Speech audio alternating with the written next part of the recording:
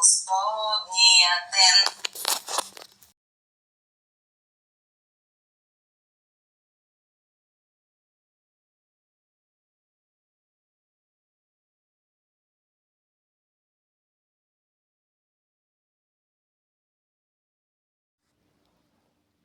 Шибба трупаха снопите.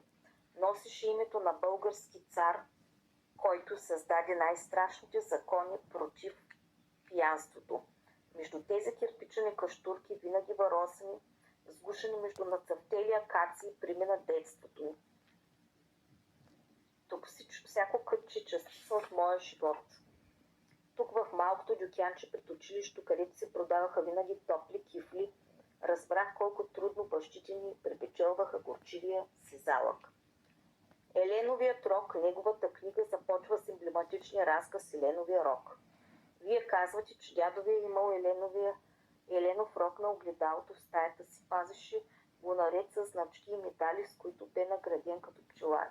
Защо именно Еленовия рок? Все ми ставаше интересно и питах дядо откъде е този рок, защо го пази. Изневерил ли му е някой? Но всъщност разказ става ясно, това е един много хубав семейен разказ. Невероятно описание на 10 метра по дърветата. Бълботеше денонощно малка планинска рекичка. Лятото беше към своя край.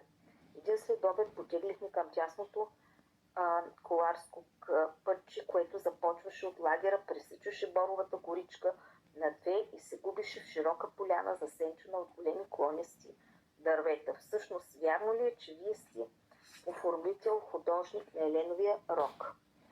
Така се случи. Бях решила, че тази книга трябва да е тъмносиня. Нещо повече, че в нея се говори за реката Тунджа.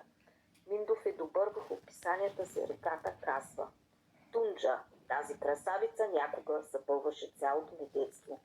И днес се го представям в малката стайчка, в която живееше със светло-зелената си пишеща машина на дървената масичка.